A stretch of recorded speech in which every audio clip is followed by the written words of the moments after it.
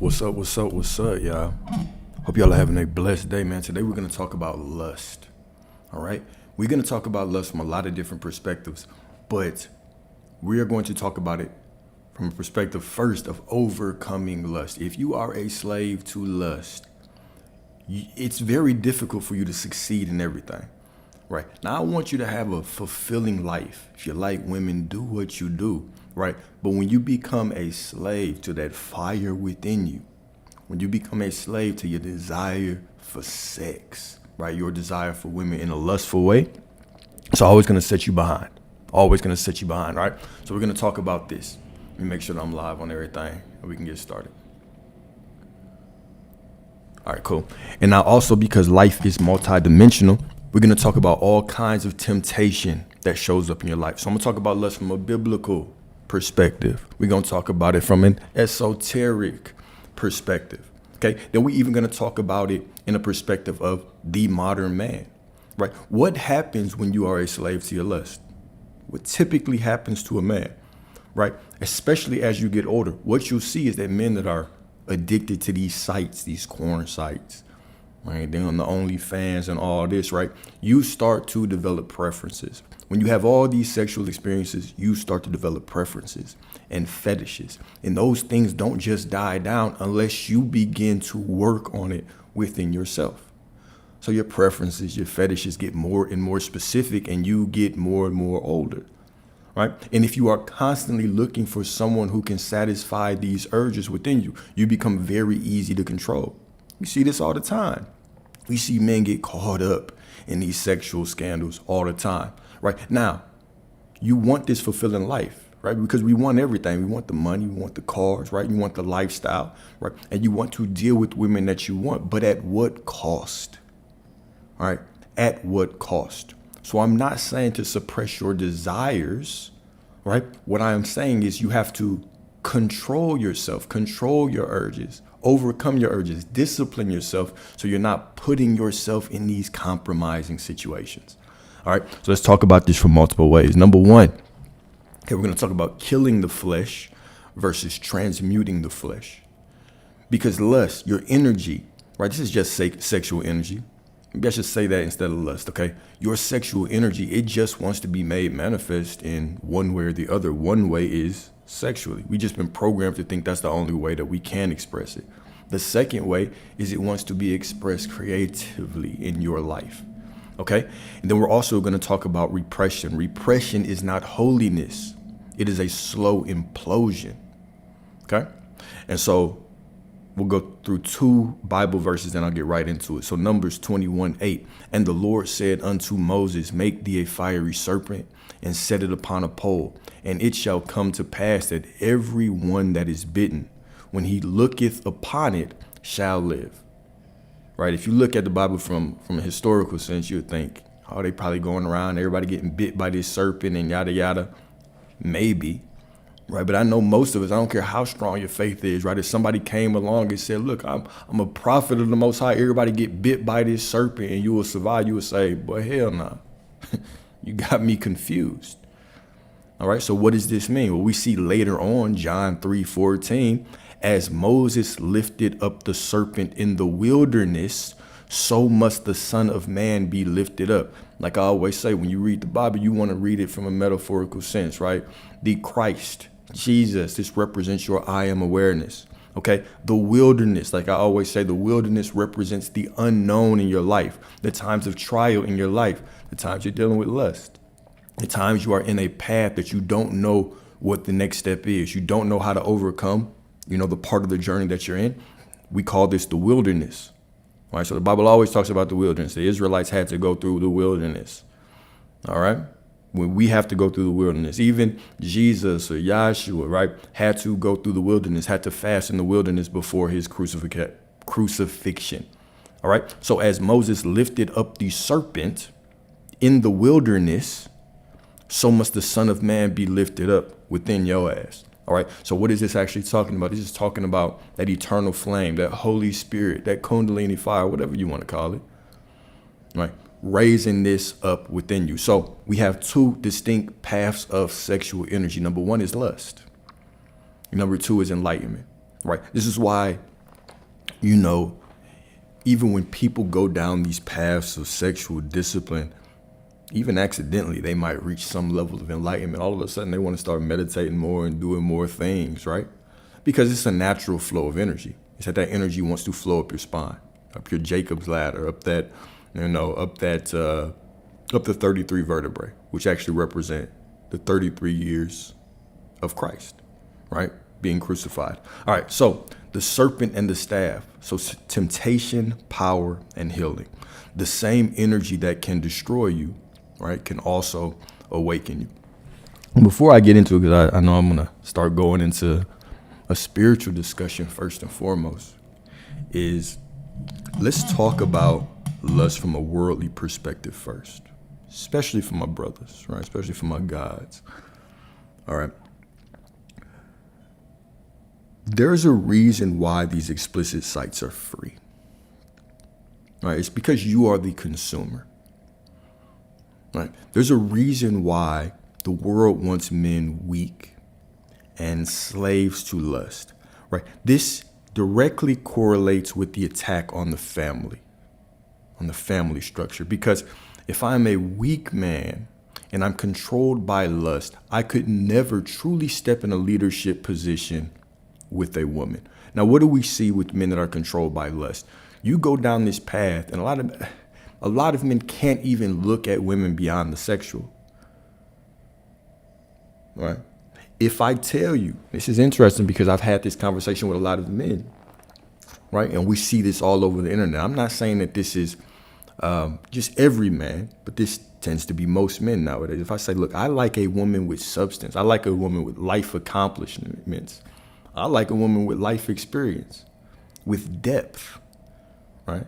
Because I am a brother with depth, right? So I want a woman that I can actually connect with on a deeper level. Now, when we look out into the world right now, what are most men gravitating towards? Younger women, right? I want a woman pure sexually. This tends to be the number one thing that we discuss, that we're always talking about, right, is sexual purity.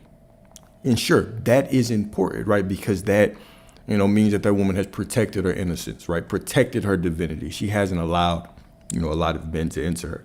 But even if you read the Gospel of Mary, one of the removed Gospels of the Bible, right? The Gospel of Mary Magdalene, that's a whole nother topic.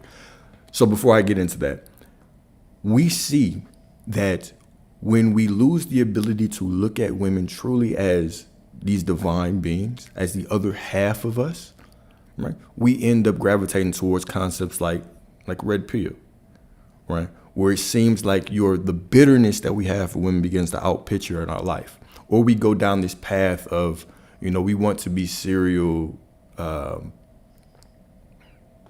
let's just say sexual addicts, right? You tend to jump from woman to woman, okay?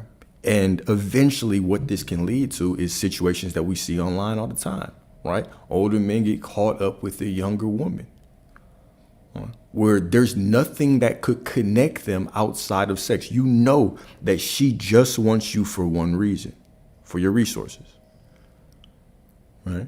And you just want her for one reason, for her purity, for her sex, right? This is it. And you may think this is an even exchange, but you have far more to lose than she will ever have. She has nothing to lose. You have everything to lose. So what good is it to gain all these things in the world, right? Go down this divine path and reach this consciousness and make all this money, take care of your parents, right? Set your children and their children up to be financially sound, and then mess with the wrong woman. Because all she sees when she looks at you is an ATM, is an opportunity. This can be your downfall. Lust can be your downfall. Lust can ruin you like this. And you will get slaughtered in the court of public opinion before you ever go to trial to determine your innocence. The court of public opinion, the moment that shit is pushed out, you're done. You're done. Even if you win, you lose. So What are we trying to accomplish? Yes, we want to deal with beautiful divine goddesses, right? But we also want to do it in a wise way. Now, I'm not saying that you're going to know every woman's intention up front and you're going to make the right decisions all the time. But we need to minimize the wrong decision. There's certain things that, the more conscious we are, we don't want to fall down those paths, right? I don't want to be mid-30s, get to the 40s, get to the 50s, and still be watching these explicit videos. Still be trying to interact with women that I know for a fact the only thing that she wants from me is money. Is maybe status or success or whatever the case may be. Right? I'm not saying that I'm right? Because, people can make the counter argument and be like, well, if you were in that position, well, I strive to be in that position, but not be in a position, not put myself in these compromising positions when I'm in a financial position like that. Right? So we want to make the wise choice. We always want to be wise, right? Being a man is about creating a truth, finding truth, right? But also walking in wisdom. If you are a slave to your lust, right? Even when we talk about a monogamous relationship, all right? What is going to happen when, let's say, your wife gets pregnant? All right? Or the times where she's on her cycle, right? Or maybe times where you get with the wrong woman and she tries to weaponize sex against you. She thinks that sex is a reward to you. Oh, because you've been doing good, you might get some tonight. What kind of relationship is that? Is that the type of relationship you want to be in? Where she holds sex over your head like a carrot, dangles it around like a treat? Right? At that point, you're just a dog, right? Who is really leading the relationship? Right? You want women who like you for you. You want women that you can connect with on a deeper level. You want women that when you walk back home, she looks at you like the God that you are. Not every time you try to deal with her, she got a headache. Oh, my stomach hurts. Oh, I'm tired. Oh, it's been a long day. Right? Oh, it's your birthday, so I think I'll give you what you want. This is not the relationship that you want. This is not what your soul came down here to experience. This is not what you want to experience. Right? So when we overcome our lust, right, when we start choosing women for deeper reasons than sex and physical connection, we begin to look at, all right, how do I connect with this woman? Well, even one of the downfalls, in my personal opinion, of waiting too long to find that divine counterpart, right? You get into your 30s, you get into your 40s, you've been doing all this work. It becomes this double-edged sword where even your desires become greater. Right. We see this all the time, right? People get older and they struggle trying to find the right people. Right. And we can say, like, as men, our value doesn't diminish, because it doesn't. You absolutely can be 30, 40, 50 and get a younger woman. You absolutely can do that. Right. But is that really the wise choice? I would argue that if you're 25 and your woman is 25, right, and y'all work together till you're 35, and then y'all come into success together, she's down for you because she's been there in the bad times and the good times, that's much more beautiful to me than me being 35 and meeting a 21-year-old who we can't really connect with because the last 10 years of my life, I've been on this growth trajectory. Right, so now it's even in the back of my mind, right? There's this double-edged sword with success with waiting longer. Right. Now, if you're open to that risk, cool. I'm not telling you what to do. We just have to be open-minded, and we have to look at things from multiple perspectives. Even if, let's play devil's advocate, right? Because I see the comment, 67 and 44. Let's play devil's advocate. Let's say I'm 40. Well, I'm not 40, but let's say that I'm 40, right? And I'm dealing with a woman who's, let's say 25.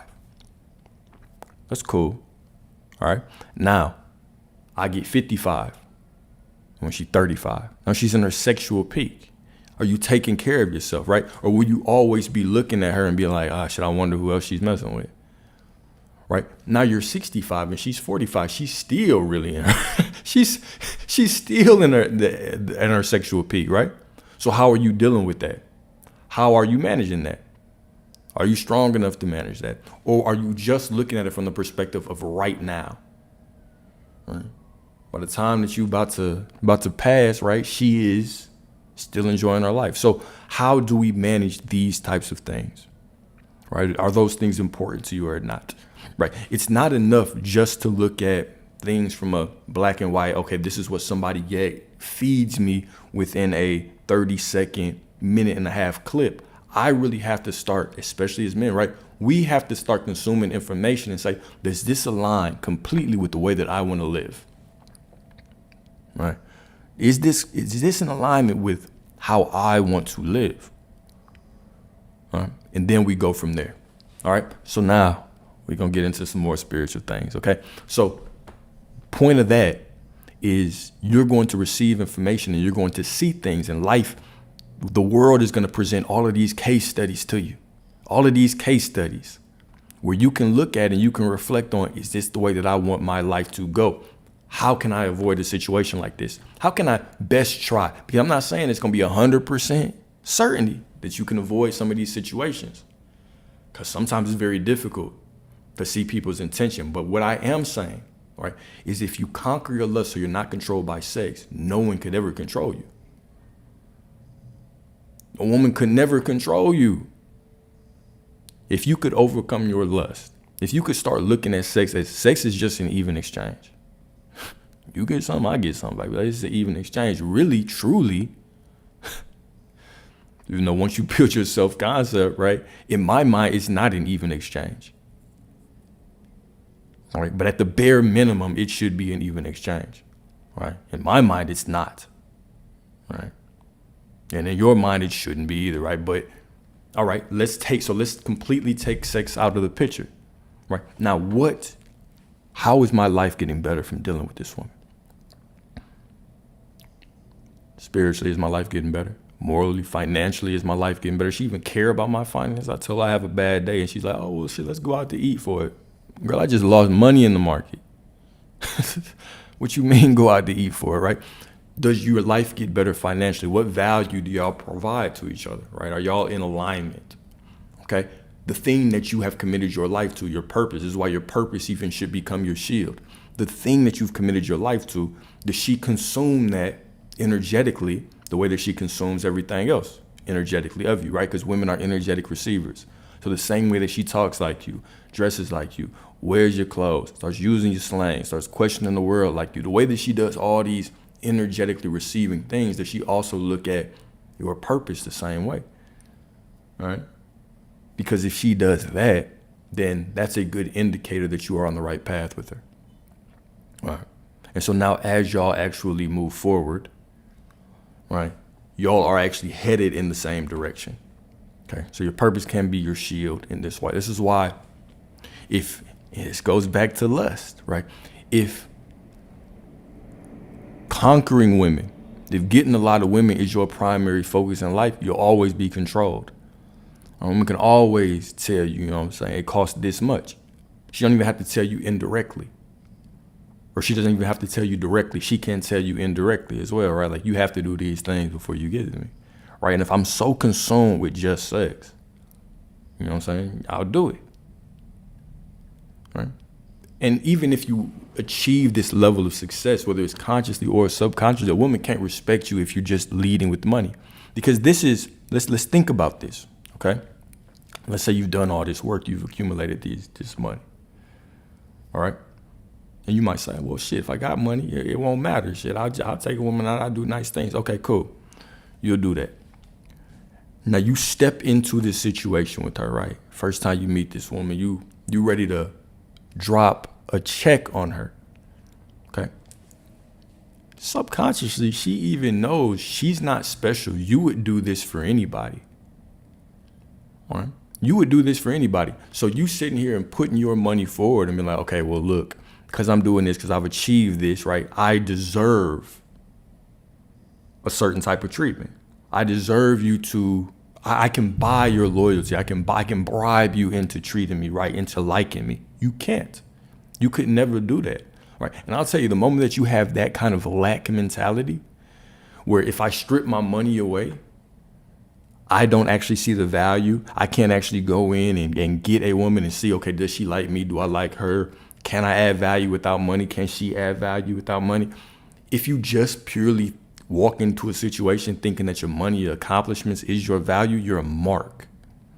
You are a mark. And the world will chew you up, spit you out. And if you run across the wrong woman who don't give a damn about you, man, she's finna just get ready for another healing journey, right? Get ready to be bitter for a while. Get ready to be sitting there like, man, all these women ain't shit, man. Just get ready for that. If you think that your money can buy loyalty, can buy validation, can buy wholeness, if you're going to go, I'm going to get this money and then I'm going to find my soulmate, boy, good luck. These women going to run through you. Right? We see it all the time. We see this shit all the time. Right? Counter argument can be, well, shit, I know men that don't. I know men that have a lot of money and their wife still cheats on. I know men that are homeless. You can go to LA and go to Skid Row, right? And you can see homeless people loyal to each other, sleeping in tents together, right? So it must be more than money that brings people together, right? It must be more than money, and it must be more than sex. Now, we have to get to a point where we look at everything in our life as a lesson. It's trying to teach us something, right? There is a purpose for your sexual desire. The problem that I have, and I'm going to switch subjects, right? The problem that I have with a lot of teachings now is that they will tell you kill the flesh. The church will tell you kill the flesh, but they won't tell you what to do with that sexual energy. Right? You start talking about sexual discipline as a man, they'll say, well, just keep it in your pants. Just keep it in the pants. What am I supposed to do with all of this energy? Right? This is a very masculine conversation that we need to have with each other, right? Because, a woman can't understand your sexual desires the same way we can't understand their periods. We can't understand a woman's cycle. We could know it intellectually, but we never went through it. They've never walked around with all this testosterone, right? So what do you do with all this sexual energy? Surely there's a point of it. It's not just to sit in you and suppress, right? Even the church, they'll tell you, right? Especially the Catholic Church, right? No sex till marriage. Suppress your sexual energy. But they got all the sexual scandals going on in the Catholic Church, right? So how come we're not actually been taught these things, right? So it's like the church will teach you repression. But when we go to mysticism, when we go to these other texts, they'll talk about transmutation, transforming that energy, transmuting that energy, right? So that's what I want to talk about today. We're going to start off, we're going to talk about the serpent energy.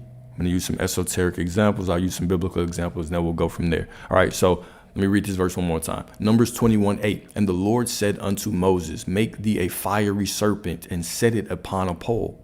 And it shall come to pass that everyone that is bitten, when he looketh upon it, shall live. All right. Now, for my historians out there, do you think that there was really a serpent that was biting everybody? And sure, if Moses said it because God told him, I'll let this serpent bite me. Hell nah. Right. So let's fast forward in the Bible. In John 3:14, we get a little bit more context, right? As Moses lifted up the serpent in the wilderness, so must the Son of Man be lifted up, right? What this is actually talking about is talking about that God energy within you, that Holy Spirit, that Kundalini, that eternal flame within you, right? Actually raising up. So like I always say, the wilderness represents the unknown, the space that you are in where you might be fighting temptation, right? What did Christ or Yahshua, your I am awareness, what did Jesus experience, right? In the wilderness? Temptation. What do you experience when you're going against your lust? Temptation, right? So the wilderness is a metaphor for temptation. It is a metaphor for being in the unknown part of your life, right? And so as Moses lifted up the serpent representing the Garden of Eden, right? But also that Kundalini, that serpent energy that rises up within you. So let's actually talk about it. All right, so this symbol right here, okay, this caduceus, this is what we're talking about. So what actually happens is The serpent being temptation. So one of the ways that we can look at the story of Genesis, right? We can look at it a very metaphorical way. Is that the serpent represents enlightenment on one end, raising that energy within you, on the other end, succumbing to your temptations, right? So you can either raise this energy consciously, transmute this energy and reach enlightenment, or you can spill out this sacred energy through your lust. You can just focus on the lower part of your body, all right? So another metaphor, right, of the Garden of Eden is that the lower three energy centers actually kind of represent hell. A lot of spiritual texts, when they talk about the third dimension, when they talk about earth, they consider this hell, right? Because this is a place where it's easy to get trapped in your lower three energy centers. When we think of the lower three energy centers, what we think of is we think of gluttony or food, right? If you are a slave to food, every time you eat, boy, I got the itis, boy, I'm tired, right? You're a slave to it. It's going to be very difficult. You're going to feel trapped, like you are trapped in hell, right? If you are a slave to your lust, consider that being trapped in hell. These are constant states of suffering, right? So you'll get thrown out of paradise, that Garden of Eden, right? You get thrown out of it the moment that instead of using the serpent energy to raise it up your spine, up to 33 vertebrae, representing the 33 years of Christ, right? Until you raise that energy, it's going to be very difficult for you to reach any kind of enlightenment. All right. So I'll get back to that in a second. So the same energy that can destroy you can also awaken you. So Eden's serpent, it's not the devil, but the mirror. All right. They told us the serpent was the enemy, but what if he was the initiator? Okay. Not the fall, but the beginning of awareness. So Genesis 3:1. Now the serpent was more subtle than any beast of the field. Right. The serpent is more subtle than any beast. Okay. That sexual energy is more subtle than anything, right? One moment you're sitting there saying, I am disciplined. The next minute that phone rings and it's the girl that do that stuff that you like, right? She do all the things that you like, right? Now it becomes more difficult. They can whisper in your ear. She can say the things that you like, or he can say the things that you like, ladies. Now all of a sudden your discipline goes out the window, okay?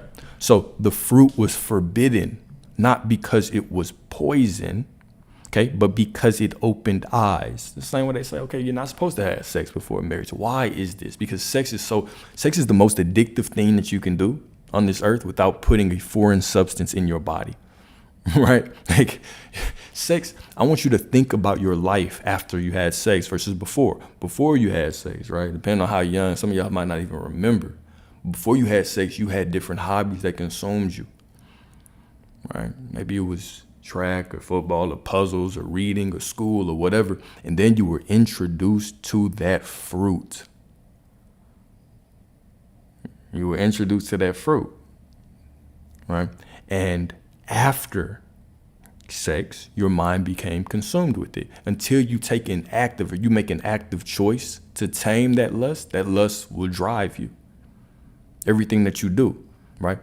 The type of car that you drive, the type of place that you want to live, right? The type of things that you want to wear, the type of career that you want to have, right? The type of partner that you need has to fulfill that lust, has to, right? Most people can't even imagine someone who doesn't sexually satisfy me. What?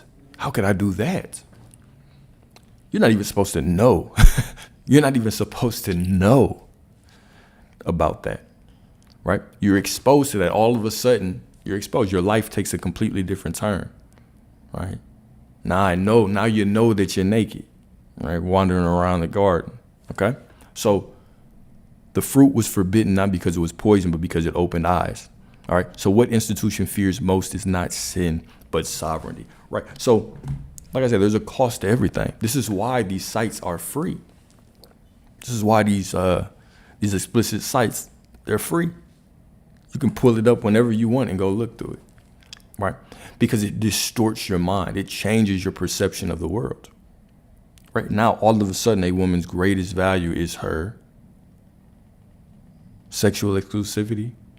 It is her lack of bodies, right? All of a sudden, the number one thing that you think of when you see a woman is sex, right? It consumes you. Ladies, you could find the perfect man, right? We had this discussion the other day. Very funny discussion, right? You can find the perfect man, but if he can't please you sexually, too small, can't hit the right spot, don't eat you right? All of a sudden, you know what I'm saying? It's a difficult decision. Okay? So, number 2, the caduceus. All right, wings, staffs, and serpents. All right, so a winged rod wrapped by dual serpents. Not just a healer sign, but a cosmic blueprint. Masculine and feminine spiraling upward, yin and yang in sacred dance, spine and spirit entwined. Okay, so in all chaos, there is a cosmos. In all disorder, there is a secret order. Carl Jung. Okay, so he who learns must suffer, and even in our sleep, pain, which cannot forget, falls. And even in our sleep, pain which cannot forget, pain which we cannot forget, falls drop by drop upon the heart, until in our own despair, against our will, comes wisdom. Right? One of the metaphors for how life unfolds for us, right, is that we always are attracting these divine opportunities to grow. Everyone is a divine teacher. Everyone is God in disguise. And some of the people that are divinely teaching you are teaching you about your lust. That is what they're trying to teach you, okay? So this is the staff of Hermes. This is the staff of Moses. Okay, this is your spine where spirit moves and awakens. All right, now let's get back to the good old caduceus. All right, now, everything is a representation of everything. So let's look at this caduceus. This represents Moses' staff. Through this staff, Moses could do miracles. If you remember, okay, when the Israelites fled Egypt, they got before the sea, what actually happened when they started questioning shit, because they were in the quote unquote wilderness, they were in the unknown, right? And they were like, bro, we should have stayed in slavery, even though the Most High gave them all these miracles. Did 7 miracles, showed them 7 times, right? Just like God shows us in our life 7 times miracles that we can all look back on. Showed them 7 times these miracles. Then when they got in the wilderness and the Egyptians were chasing them, even though the Most High said, I'm going to harden Pharaoh's heart so he can chase you, what happened is that the Israelites were like, bro, we should have stayed in slavery. They started questioning shit. And so this started to even impact Moses. And so when Moses asked God, what do we do? God said, what are you praying to me for? Just go. What are you praying to me for? Just go. Meaning, right? Moses has this staff already. The staff representing your spine, the same as this caduceus right here, meaning you already have the kingdom of God within you. The kingdom of heaven is within you. God has already equipped you with everything that you need for this life. Now, how are you using your energy? Are you squandering this energy, just spilling it out on socks and sheets, right? On random women that don't give a damn about you? Or are you preserving your life force? Are you allowing this divine energy to flow up your spine and actually get you closer to the Most High? See, when we talk about sin from a biblical perspective, right? You know what I'm saying? The church will make you think sin is some kind of morality that us as humans has deemed to be the truth, right? But your morality changes based on where you were born, your perception, even your concept of religion. If you were born in a different place, you would have a different concept of religion. But what truly is sin? You also know what you need to do to get closer to the Most High. Some people have desires to be doctors. Some have desires to be lawyers. Some have desires to be on a farm. Some have desires to be a millionaire. Some have desires to just sit in the crib all day and not have anybody bother them, and make their money and live a life that they like, right? You have a desire that's specific to you. Now, when you live a life that is without sin, you get closer to the Most High, all right? Without sin. Now, let's think about that. Because sin, what that truly means is not hitting the mark, right? Being a lesser version of your higher self. Your higher self is just a version of you that remembers your past lives. AKA, your higher self is God, right? But this is a version of you that has experienced everything, because everyone as you push that, okay, I'm not gonna go down that rabbit hole is gonna take over right there. But whenever you do things that's not in alignment with what you believe your higher self is, this is sinning. All right. So if you were the version of you that you wanted to be, would you be sitting in front of that computer screen, that phone screen with the lights off, with all your blinds closed, playing with yourself? Right. You know that this is not the life you want to live. Even if you are doing that, you know that you would rather be with a real woman. This is what you would rather do. Okay. So in that sense right there, you are sinning against yourself. There is no sense of accomplishment after this task, right? When you go out and you meet a woman and you know that she doesn't really like me like that, but she likes me for what I can give to her monetarily. She likes that I can take her to a nice place, right? She just wants to use me, but I might get a little bit of sex. Do you truly feel that accomplished after that? Do you feel like it's this great man after that? No, I would argue that even if we're just talking about sex, you feel more divine, more closer to the Most High, more closer to yourself, more closer to her when you can actually connect with her on a spiritual level, on an emotional level, on a moral level, right? You can actually get to know her, and then y'all adding value to each other and you sleep with her, all right? Just a more divine act, all right? So this caduceus, right? It represents the staff. So the further we get from sin, the more that we walk in alignment to who we want to be, which is different for everybody, which is completely different for everybody, right? This is how you get closer to the Most High and you allow that higher self to actually flow within you and create and change your life from within. All right. So this staff, the actual I'm not gonna say the originator, but where this staff is truly from, this caduceus, is from Hermes Trismegistus. Trismegistus meaning thrice great. And Hermes throughout history has been known as several names like Hermes, Thoth. If you read the book of Enoch, Enoch represents Hermes. All right. So Hermes has this staff. This staff represents your spine. This serpent energy represents your life force. This life force starts in your root and your sacral chakra as sexual energy, divine sexual energy. Okay. And what it does is it rises up the spine. Why there's two serpents and they go above the spine is because it represents the masculine and feminine duality. We all have masculine and feminine energy within us. All right.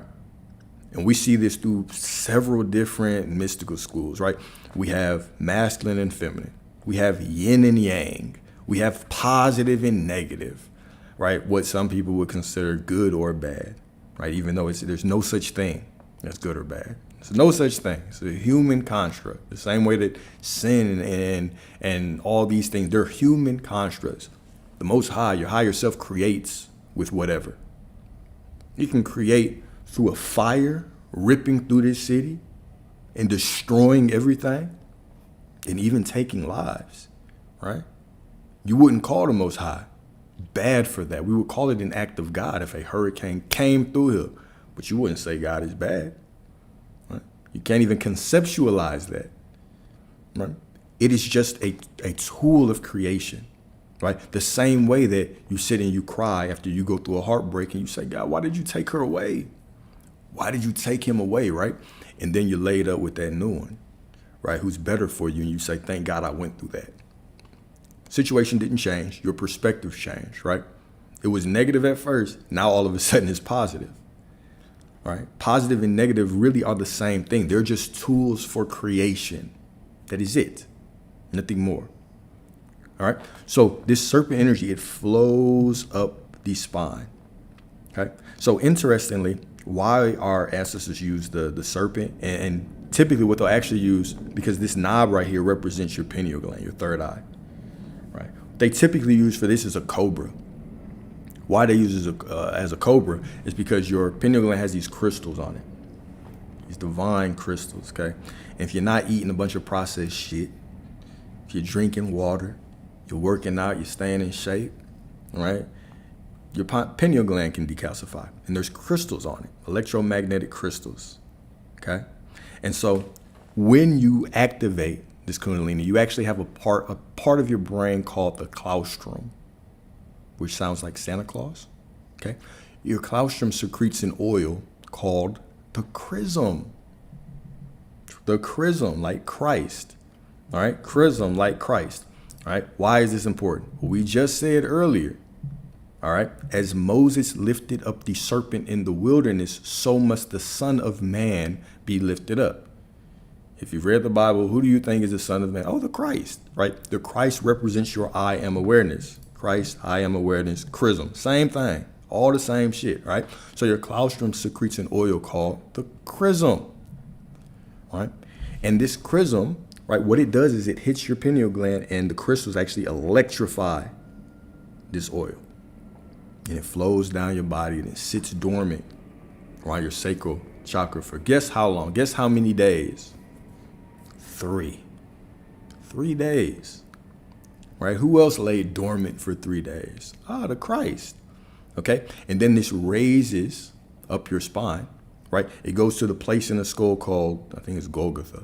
The place in the skull, Golgotha. What does that sound like? Right? Where the tomb was, okay? So it goes into the place in your skull called Golgotha. All right. But long story short, this oil, it actually it gets electrified. It makes a reaction in your mind that opens up your crown chakra. When we look at the caduceus, there's this pineal gland, all right, and then there's this wing. Your pineal gland swells up like the cobra's head, all right. The pituitary gland that's underneath it starts to flicker like a cobra's tongue. Okay, when all this process goes on, and in this physiological change, I'm trying to keep it very physiological. In this physiological change, your crown center awakens. Now, when your crown center, which is probably the more difficult chakra to open up within your body, or right outside of your body, when this opens up, you start to tap into more of your spiritual gifts. So clairvoyance, clairsentience, all those things, communicating with your ancestors a little bit more clearly, all of those things are associated with the crown center, right? It's almost like it's a direct connection with your higher self to actually come in and start rearranging your world for you, right? So all of these things help you. But this staff, it represents Moses' staff, it represents Hermes' staff, and its true definition is your spine. The kingdom of God is within you. When God told Moses, why are you praying to me? Just go. This was symbolic.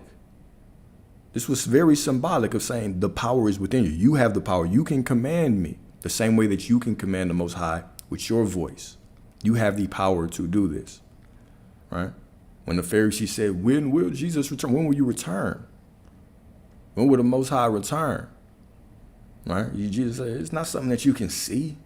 No one's going to say lo here or lo the, right? The kingdom of heaven is within you. The kingdom of God is within you, right? So we have all these metaphors sprinkled throughout different esoteric texts, sprinkled through the Bible that is actually trying to show you your divinity.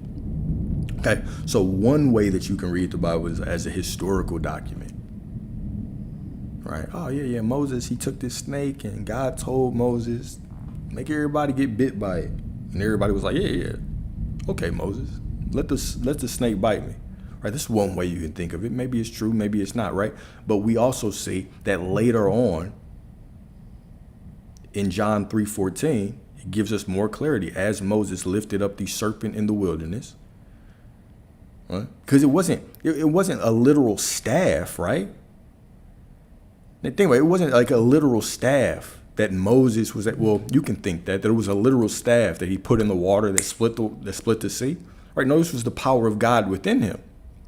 The same way that if you think of people that are doing spells, right? You think of people that use amplifiers, right? Or you think of, let's say witchcraft or voodoo, whatever you want to call it, right? You think of somebody making a spell, combining elements and powders and potions. There's no power in none of that shit. The power is in the intention. These things just become a vehicle for the intention, right? It's just about your mind, impressing that subconscious mind, impressing that God power within you, right? To actually speak the voice of God, right? To actually open that throat center, speak the voice of God, and allow reality to conform. Okay, this is where your power lies. Your power doesn't lie in the staff. Your power doesn't lie in the actual potion that you're making, right? It lies in the intention. The same way that your grandma's food tastes better, right? Your grandma, when she cooks it, Their intention of love makes that food taste better. Somebody could stand by her and do the exact same shit, but her love is stronger. Grandma's love is stronger, right? Your mom's love is stronger. It's different. No one can make it like her, right? It's the intention behind it, right? How she did it, you know what I'm saying? It's cool, but you could do it the exact same way. But without her intention, you can't do it the exact same way, right? So, next part. All right, so the coiled serpent of fire. All right, so beneath your spine lies a dragon sleeping. All right, the Kundalini is coiled and patient, awakened with reverence, she transformed. So as fire is kindled by fire, so the soul is awakened by the divine. All right, so Kundalini is the sleeping, dormant potential force in the human organism, the power of pure desire, right? Oh, folks, they always love to speak in metaphors and shit. Pure desire. Okay, what is desire? Right, the Kundalini is your sleeping sexual desire, right? But it's purified. So instead of them saying, oh, it is the power of your pure, unfiltered, cleansed sexual desire, they say pure desire, right? So what is unpure desire? Unpure desire is just running around and using your sexual energy in lustful ways. I'm going to use this energy to accumulate wealth. That way I can just spill my seed out, right? So this goes back to what good is it to gain the world and lose your soul, right? What good is it to gain the world and deal with somebody who just wants you for your resources that can completely change the trajectory of your life with one statement, one phone call, one text, one news article, done, right? What good is it to gain the world and actually lose your soul? All right. So when lust becomes longing for union with the divine, the serpent rises not to seduce, but to sanctify. Now, since everything represents everything, let's talk about prayer a little bit. Let's talk about manifestation. Let's talk about why you want the things that you want. You can't separate God from you. Okay. So God is within you. The kingdom of heaven is within you. It's within. So like I constantly say, if you have a desire, this is God wanting to experience that through you. All of us are God in disguise, right? Just walking around this earth. And so everything, you cannot separate God from everything, from anything. God is within this mic. God is within you. God is within me. All right. Now, that means that I am simply one perspective of the wholeness of the divine. You are one perspective. Okay, of the wholeness of the divine. Now, you're going to go through life, and I'm going to say this in a different way that kind of came to me the other day. You're going to go through life and you're going to experience things that trigger you, positive and negative things, right? You're going to have certain things that make you feel good. Somebody's going to give you a compliment, right? They're going to tell you that you look nice, you smell nice, you speak nice, whatever the case may be, and it's going to make you feel good. What is that feeling? What is that feeling? That feeling is you feeling closer to God. God, another perspective of God just gave you a compliment, right? Something that you desire just came into manifestation, right? A car, a new job offer, whatever the case may be. Things trigger you in a positive way or a quote unquote negative way. All right. But it's all God.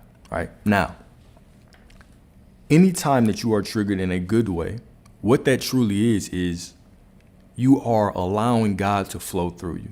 You're being more receptive to God, that bliss you feel, that joy you feel, that happiness you feel, right? Even just the calmness of a long day of work, sitting down and you're allowing God to flow through you, right? So you feel a little bit better. Now, what actually happens when something negative triggers you? Right? Somebody tells you something that makes you feel uncomfortable, okay?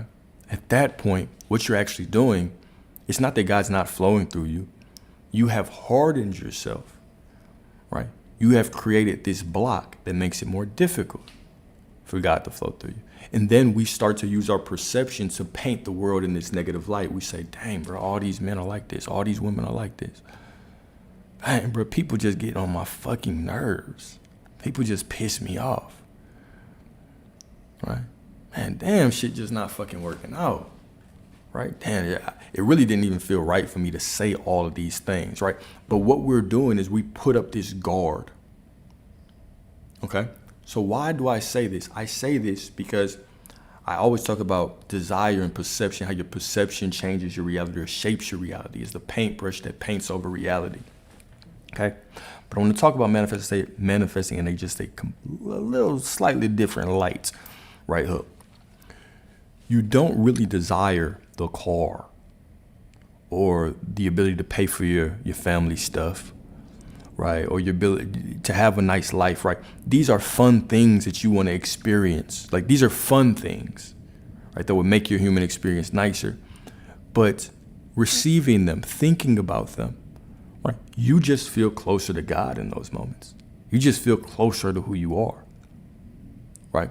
And the things that hurt you, the things that make you feel down, you just feel further away from God. You feel further away from yourself, right? But this is all an illusion. The truth is that you're always close to God, right? But we live in this simulation that is making us feel like our circumstances determine our closeness, right? But once we actually remove those things, we should say, okay, I just want to, let me put it in this perspective. Once we begin to remove those triggers, good and bad, right? And we begin to see everything as a calling to get closer to God, right? I begin to think, okay, God is within me, so I am God. All right, my desires are God. If I ask for something, if I desire something, that's God desiring it for me. All right, so the end result is already this divine promise. It's already a divine promise. The Most High wants to experience this through me. This is already a divine promise. My focus is just on being myself and being someone that feels like God is with me, is walking with me day to day, right? The experience of me feeling like I'm closer to God and me being filled with some kind of joy and fulfillment or bliss or happiness is the same as me receiving a car, is the same as me receiving that divine counterpart, all right? But we tend to attach that end result or that end goal to the happiness. We start to say, okay, well, shit, when I get this, then I'll be prosperous, right? When I get this, then I can feel love. When I get this, then I can feel whole, right? But your wholeness, it's already there. The same feeling that you can have right now, right? The same knowing that God is within you, right? God has never left, right? So there's nothing that can really draw you closer or push you further away unless your perception pushes you further or pulls you closer, right? Who is that?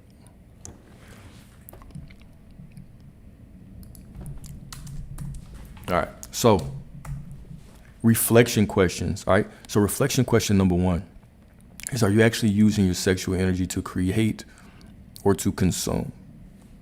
Okay, are you using your energy to create the life that you want, or are you purely focusing on using your energy to consume things, right? Consume content, consume the wrong content, let me put it like that.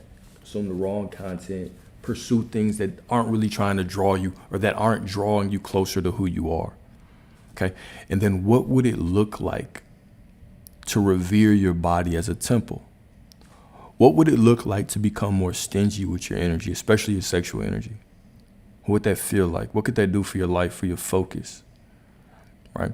If you truly looked at yourself and said, okay, if I can't separate myself from God because God is within me, what would it look like if I truly treated my body like the temple that it is?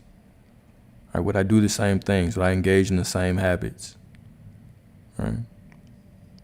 So, and the Lord said unto Moses, make thee a fiery serpent and set it upon a pole, and it shall come to pass that everyone that is bitten when he looketh up shall live. All right. And so as Moses lifted up the serpent in the wilderness, so must the Son of Man be lifted up. All right. So the very image of destruction becomes the image of redemption. This is the mystery of alchemy. What wounds can also heal, and then what temps can also teach. So life is extremely multidimensional. The things that quote unquote hurt us are the things that are meant to teach us our greatest lessons. All right, the things that tempt us, all right, are meant to teach us strength, resilience, are meant to push us closer towards enlightenment, Right? Things only show up in your life for three reasons. Number one, it's in perfect alignment with you. Right? I aim to be this person. I walk through life. I've made the decision to be this person. And so something comes into my life that is in alignment with the person I say I am. Right? It's an alignment. Number two, it's an opportunity for you to show that you are who you say you are. Right? It's not in alignment. I know that it's not in alignment up front. But I want this divine partnership and this person, and they don't want that. Right? But it might tempt you. It might be somebody from your past that do the things that you like. Right? They speak the way that you like. They do that thing that you like. You know what thing I'm talking about. Right? This is an opportunity for you to say or be who you say you are. Are you a person that do you just want that fun, or are you actually going to continue to walk that righteous path until you get what you truly want? And then number three, it is just a lesson. And lessons tend to show up initially as something that looks like it's in alignment, but then it might turn into heartbreak. It might turn into loss, right? It might turn into something that looks like betrayal. Right? But it's all a divine teacher. It's a lesson. Right? This is where the growth is. It's very rare that people grow when they're just very comfortable. Everything's going well. You and your woman, you're on perfect terms. Right? It's typically when we're uncomfortable, broke, back is against the wall. Right? I don't know how I'm gonna make this money, but I'm gonna work for it. Right? This is where the growth is. This is the soul expanding space. This is the wilderness. Okay? This is the wilderness, the same wilderness that the Israelites were in. Right? The metaphor that I always give y'all is Moses wanted to deliver the Israelites to the promised land. Now, how did Moses hear the voice of God through a burning bush? How do you hear the voice of God? Through your desires? Maybe through dreams, but through things you want is when you hear the Most High the most clearly. So your desires are the promised land. This is God within you telling you to go. What are you waiting for me for? Just go. What are you praying to me for? Just go. The same way the Most High showed it to Abraham and said, look, once you go, I will show you. Leave this land and I will show you the way. Not I'm going to show you the way and then go. But once you go, then I will show you. Right? So these desires that you have, this is the promised land. And oftentimes you're going to have to go through that wilderness. You're going to have to get into that or be in that uncomfortable place where you don't know what's next.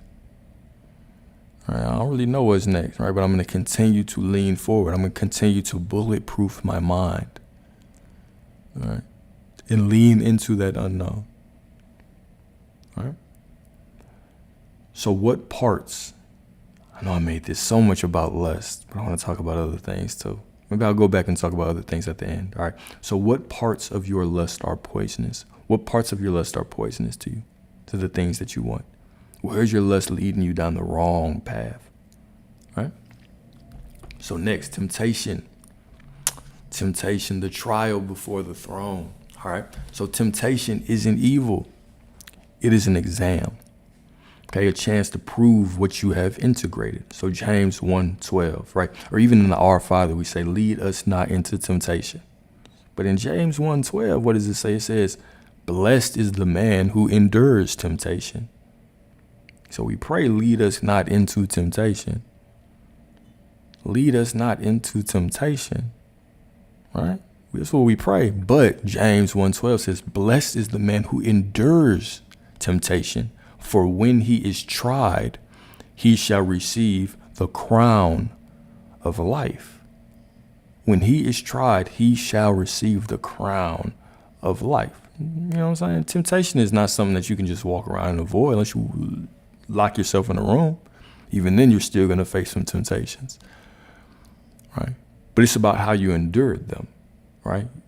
What is sent to you to tempt you is really sent to you to teach you, to reinforce who you say you are, right? Are you who you say you are?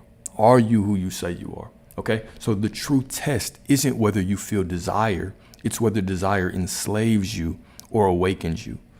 All right. So no tree, it is said, can grow to heaven unless its roots reach down to hell. All right. So the true test isn't whether you feel desire. It's whether desire enslaves you or awakens you. What does your desire do? Does it become that divine teacher? Right? Or does it become another excuse? Another reason for you to just say, I'm going to restart tomorrow. You know what I'm saying? I know I said I was going to work on this sexual discipline thing, but, you know what I'm saying? She said she was in town. She said she was out drinking. Maybe I'll start tomorrow. All right? Maybe I'll start tomorrow. Right? Does it enslave you or does it awaken you? Right. The moment you make a commitment, it's as if the world begins to throw things at you. The moment that you make a commitment, this is when all of a sudden people come out the woodworks. They weren't checking for you before, now all of a sudden they're checking for you. People weren't telling you no before, now all of a sudden they're telling you no. All right. This is the world just trying to get you to just state who you are, reinforce who you are, to harden you, right, in that journey, to make sure that you're walking as the coldest version of yourself.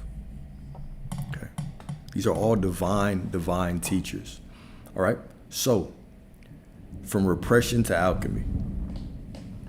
All right. So the church said, kill your flesh, but the mystics whispered, transmute it. Okay. Repression is not holiness. It is a slow implosion, but discipline with devotion, that is transformation. Okay. What you resist persists, and what you look at disappears. Okay, the soul must pass through fire to become gold. The soul must pass through fire to become gold. All right, and so through retention, semen retention, sacred sexuality, prayer, meditation, and purpose, the serpent becomes light. The chaos becomes creation. Okay, the serpent becomes light, the chaos becomes creation. So let's talk about this. I'm gonna talk about this in two parts. I'm gonna spend some time on this one. All right, so the church said, kill your flesh, but the mystics whispered, transmute it. Okay.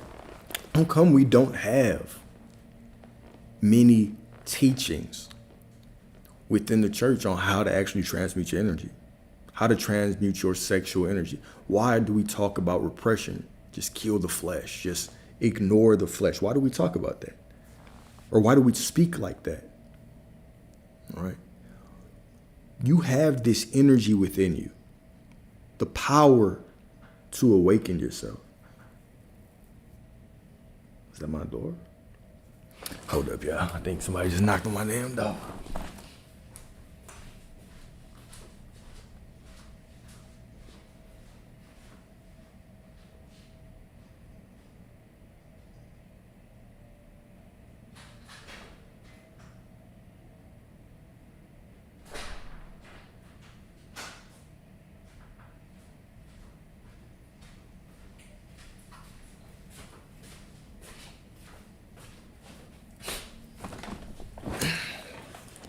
I lied. Wasn't nobody there. My bad. All right, let me get back in the flow, man. All right, so. All right, so we don't have. All right, so we don't have a lot of teachings about transmuting. So one of the reasons why there's not a lot of teachings about transmuting is that if you actually understood that the God was within you, and you were able to transmute your energy, you were able to come back into your Christ consciousness, which is something that we can all tap into, well, then you wouldn't really need to go to anybody for your salvation. You would realize that there's no man that can drag you to salvation, that God gave you everything that you need. You were born worthy. You popped out the womb worthy. You came out of your mom with everything that you need, right? There's nothing that you need to seek in another man. There's nothing that you need to seek in a church. You don't have to go through to a temple. You are the temple. The kingdom of God is within you. You are the temple of God, right? What can someone else tell you about yourself? Like, how can someone else lead you to yourself? You're the only person who can lead you to yourself, right? And so we're constantly preaching this message of, well, you know, if you dip yourself in the water and you baptize yourself, then you'll get closer to God. You came out the womb ready, right? And you know, you have to cleanse yourself from original sin. Original sin. My soul is perfect. The God within me is perfect, right? Oh yeah, but you're born into this flesh. But this flesh is limited. Like, this flesh dies. I am eternal. The God within you is eternal. I don't have to cleanse the God within me, right? I simply need to remember who I am. I simply need to remember that this same energy that I can direct into women that I don't really care about is the same energy that I can direct within myself. I can raise it up my spine, and I can reach enlightenment. Right? Jesus didn't come down here to tell you to worship him. He came down here to teach you who you were. But we've had certain agendas within the church that were meant to pull you away from this inner knowing, from this knowledge, from this divinity that is within you. All right. From this divinity that is actually within you, right? So repression is not holiness. It is not healthy to repress anything. We can talk about this from multiple perspectives when it comes to your lust. It's not healthy to repress your lust because it just wants to be made manifest. You're going to end up like, there's a lot of people that repress their sexual desires. It's very difficult. Like, you can walk around holy, but what do you do when you're by yourself? When you're alone with that phone screen, with that computer screen, when the wrong one calls you, right? You're going to give into that desire. You need active practices that can help you overcome this lust. You need to understand that your lust is not a sin. Your lust is a sacred burning within you. Right? Your lust, matter of fact, directs your life. It guides your life. Point it in the right direction. This can give you the life that you desire. Point it in the wrong direction. This can ruin the chances of ever achieving the life you desire. Point it in the wrong direction. This can tear down the life that the life that you desire. All right. So, how do we do things that actually allow us to transmute this energy? Well, number one, you actually need to be moving, right? If I'm a man and I go down this semen retention, this sexual discipline path, and I'm just sitting in the crib thinking that one day these desires are going to go away, you're going to be sadly mistaken. They're just going to get more and more and more. But this energy, because it wants to flow, we need to figure out how to direct it.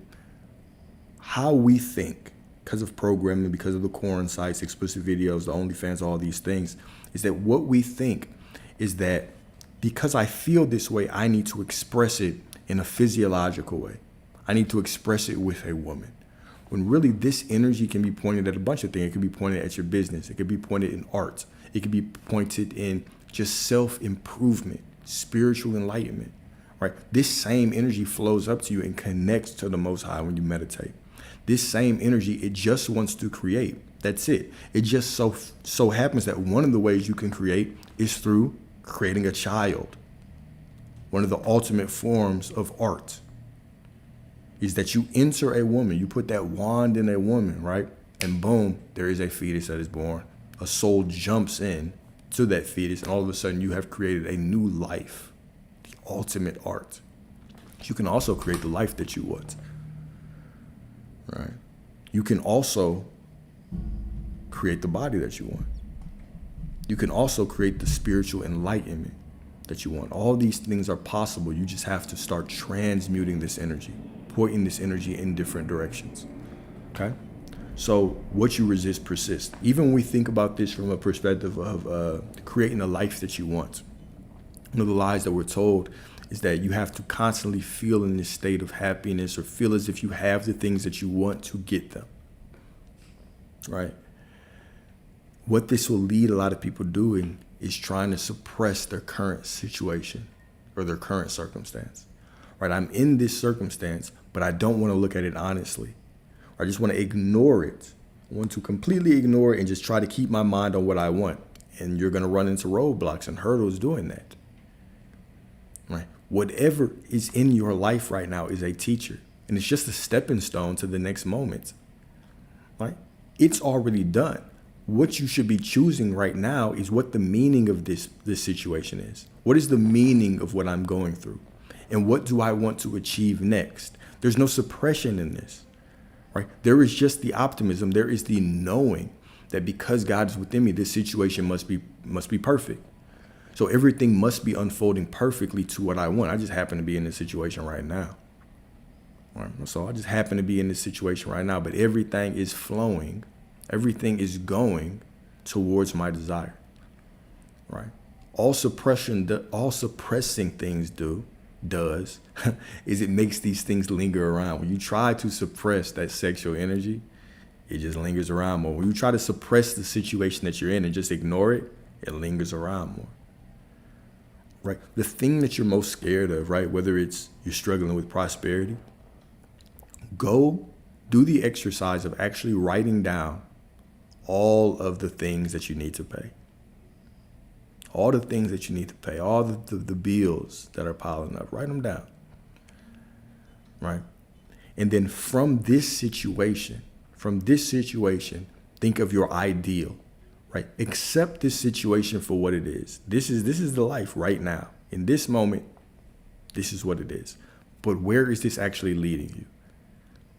God is giving me all of this because he wants to show me what he can do with one payment in the future. One day, all of this can be paid in one payment. I can make all of this in one day. I can make all of this in 1 month. Right? And if I have that desire, because I know that God is within me, that means that this desire is a promise. This is my promised land. And right now I am in this wilderness. I can't ignore that I'm in the wilderness. I cannot suppress it.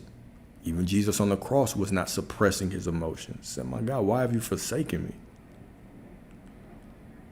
The Israelites, they did not suppress the situation that they were in. They wanted to go back to slavery. You don't suppress the situation that you're in. You accept it. This is where I'm at. But this is not the promised land. This situation can just unfold. This is just one of infinite possibilities that I'm in. I just happen to be in this situation. It's one of infinite possibilities. The chances of me being here are even very low. Right? So now, from this situation, I become the creator. I allow God to flow through me. It all is unfolding perfectly.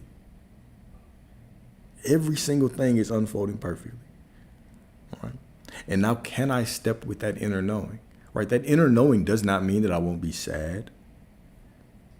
It doesn't mean that I won't have situations where I'm sad, where I experience frustration. I just have a way to soothe myself through that frustration right now. Right? The situation might not look ideal, but the God within me is perfect, so the situation must be unfolding perfectly. And that's it. The test becomes the testimony. It can only become the testimony if you accept the test. If you just suppress the test, there is no testimony. Right? You accept where you are. Where I am is where I am, but it's not where I'm going to be. Right? And from this perspective, now you actually draw your power. Bring your power back to you. Pull the power out of that external environment. Your conditions don't determine who you are. God is within you. You were born worthy. Everything that you desire, you're already worthy for. You're already worthy of everything that you desire. Right? Don't suppress the situation. Don't run from the situation. The situation is what it is. It's just one of infinite. Right? But the same way that the God within you created this entire universe, this is the same way that the God within you can surely create the little bit of prosperity that you want. Shit, what's 100K a month? What's 10K a month? What's 20K a month? What's $1 million a month, right? To the Most High. It's just about what you desire. And coming back to that inner knowing. This is self-actualization. This is the highest level of self-actualization. Right? The highest level of self-actualization is God is within me, so I cannot separate God from myself.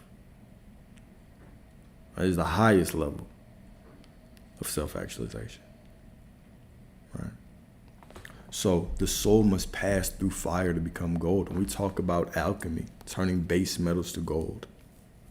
Right? This is what we're talking about.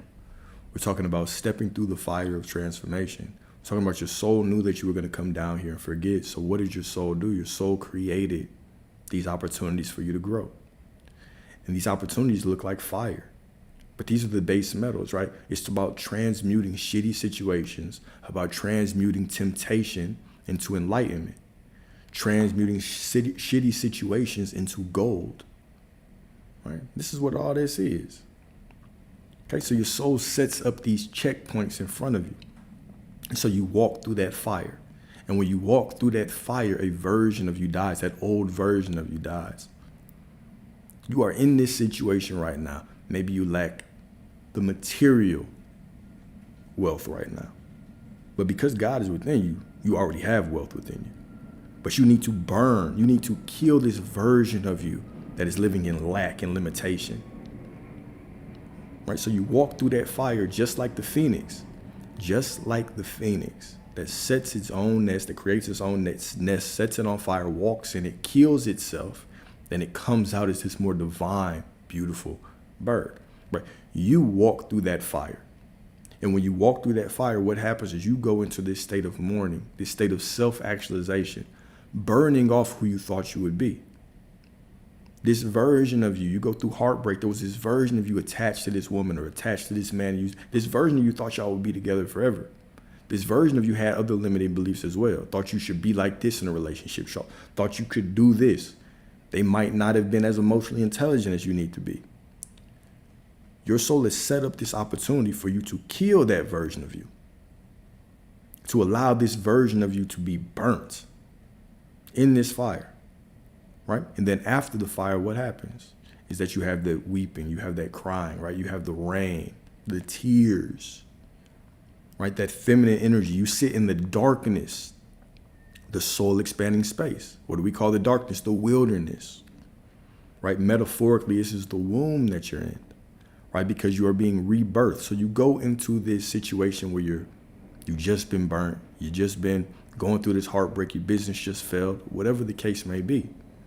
And you sit in that knowing of there's a version of me that's dying here. You're mourning this version, crying to yourself, right? And it's just like the seed that's being planted. The Bible always talks about seeds. The Bible talks about the wilderness. Spiritual texts talk about the wilderness, the unknown, the dark night of the soul. We have the greatest metaphor for your rebirth being the womb. The fetus spends 9 months in darkness and water being baptized, right? The spirit flows over the water, right? The spirit flows over the water, just like the spirit of God flows through your tears, flows over your tears. And so you sit in this time of mourning, like a seed is in the darkness, in the soil, doesn't know which way is up, doesn't know which way is down, but it starts to do this work. Just like the fetus is in the womb for 9 months, is in darkness, and it's just growing. You are growing. You are killing off a version of you. And so when you are reborn, when you finally see that light, now you emerge as a different person, a person more aligned to the things that you want, a stronger person, more divine person, more beautiful person, right? This is what going through the fire to become gold is, right? And so through practices like retention, through sacred sexuality, through prayer and purpose, that serpent actually becomes light, right? When you are in the darkness, no one can come to save you. You have to reveal the light within yourself to illuminate the darkness. And that light within you is God within you, because the kingdom of heaven is within you. The kingdom of heaven is within you. No one will say low here or low there, because the kingdom of heaven, the kingdom of God is within you. You're divine. You're divine as, right? You are divine. All right? You have a blessed day as well. Appreciate you. Right? So through these practices, this serpent becomes light. Okay, the chaos becomes creation. The chaos becomes creation. You look back on this and you say, oh man, look, this is divine, right? I'm glad I went through that because it shaped me into the person I am today, right? I love myself, right?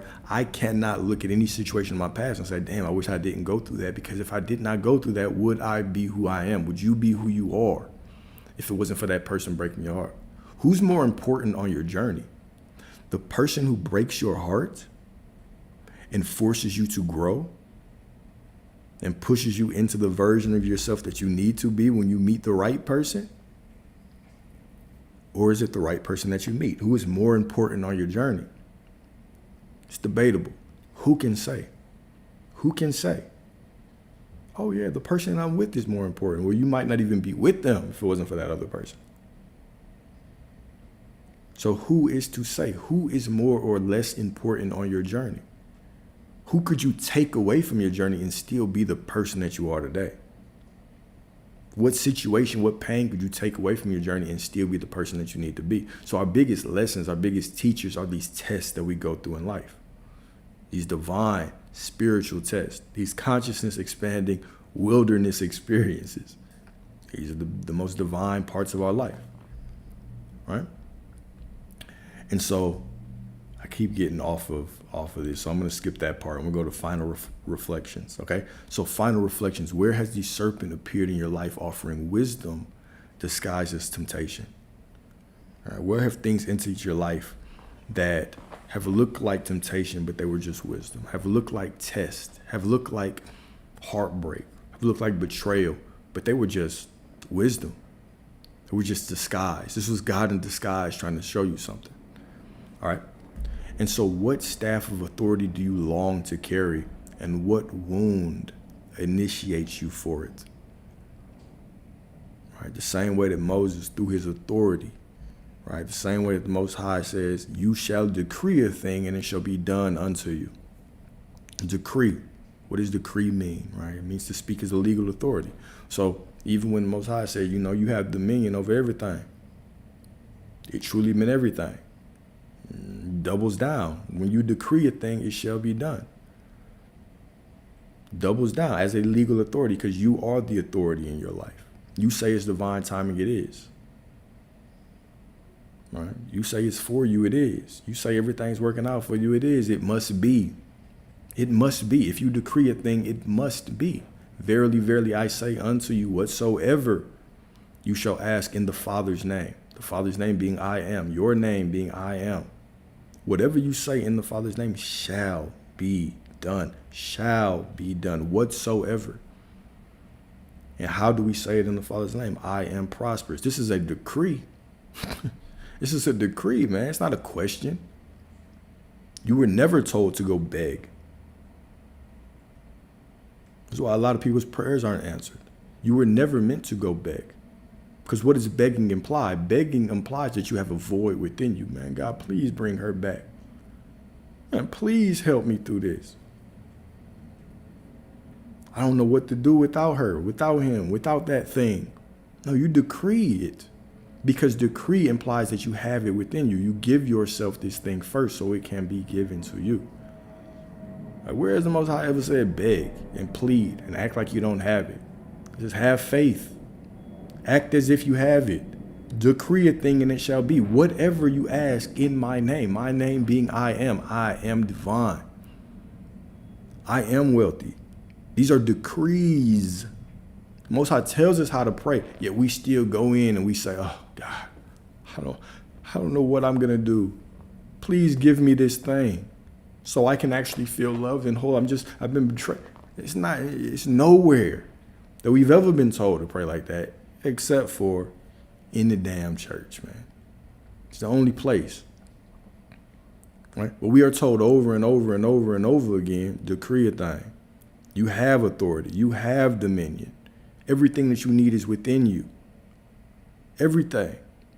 All of these versions of reality exist. All of your desires are sacred promises. These are the promised land. Let me give you all these examples of what this means. Let me give you all these examples of people struggling. Let me give you examples of Job. As a matter of fact, I'm going to give you a whole example of a whole people, the Israelites. A whole people that saw the Most High over and over again and still were tripping. But guess what? They still made it to the promised land. You know what I'm saying? Them not taking action and not moving with faith, it delayed them, but they still got there. You not taking action and not moving with faith, it'll delay you, but you'll still get there. All you got to do is step up now, right? Even Peter, when he stepped off the boat, when he started walking in water, the moment he took his eyes off of Jesus, right? His I am awareness, the God power within him, he started sinking. Then when he put his eyes back on his faith, on his I am awareness, when he remembered who he was, he got right back on the water. All right? He got right back on the water. Whoever wants to get to the Father has to go through me. Right? That's what your I am awareness said. You have to go through the God within you. You have to understand that the kingdom of heaven, the kingdom of God is within you. These things can't be more clearly stated. Right? They cannot be more clearly stated. right? So are you afraid of your power, or are you prepared to wield it with reverence? You can have whatever you want. There's nothing that you cannot have. There's nothing that you cannot achieve. You should be celebrating the moment you have a desire. It's a promise. Now, all I have to do is walk through life as myself. And when a situation triggers me, I just say, oh, it must be unfolding perfectly because God within me is perfect.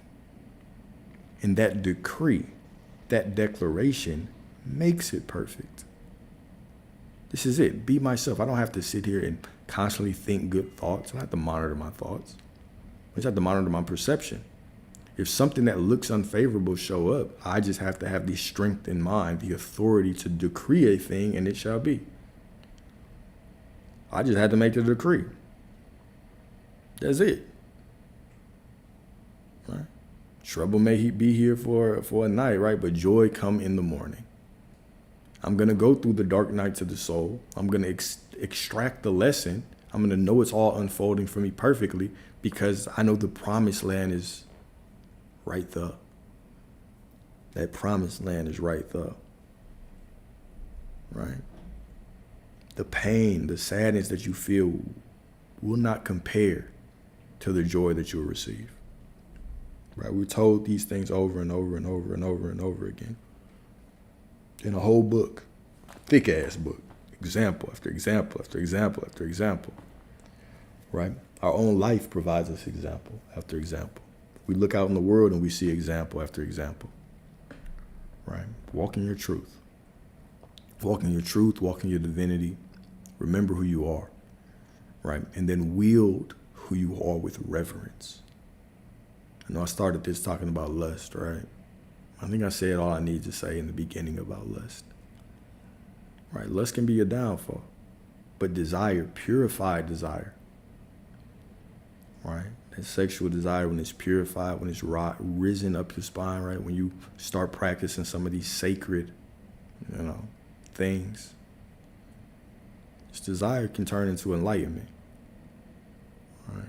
And temptation, right, turns into a test. It turns into a testimony. Okay? You have everything that you need within you. Right? We've seen plenty of men ruin their lives because they cannot control their desire for the wrong woman. Don't be that man, right? Never be a slave to lust, right?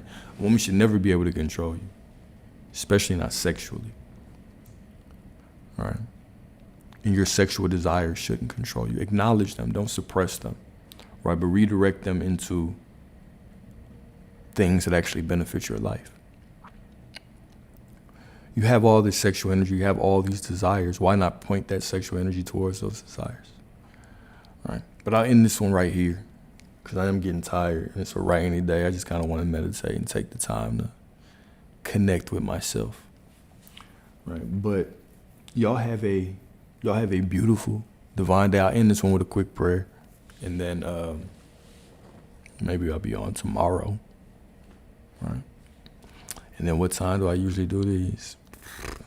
Honestly, whenever I get out of the market, and really I'm still in the market. I gotta order this still. Oh shit, the market's still going up. All right, well, I had a trailing stop on this, so that's why I haven't heard the market get triggered. So typically whenever I finish trading, I jump on here. So it's typically like maybe 10 a.m., 11 a.m., but no specific time. No real specific time. Sporadic like that. But I appreciate you for tuning in.